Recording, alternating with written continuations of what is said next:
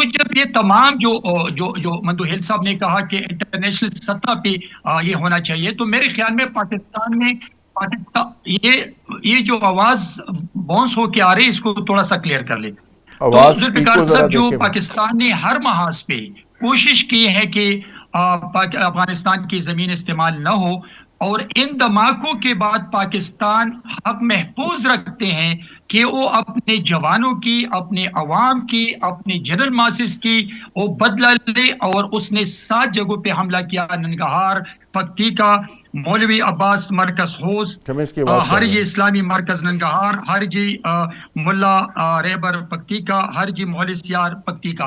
ان جگہوں پہ جب اٹیکس کیے تو اس نے دہشت گردوں کو نشانہ بنا دی، اور اس نے اپنے جو کا بدلہ لیا. میں سمجھتا ہوں، میں بار بار ہر شو پہ کہتا ہوں کہ افغانستان ہے وہ 1948 سے آج تک وہ ہمارے دشمن تھے، ہمارے دشمن ہیں، ہمارے دشمن رہیں گے.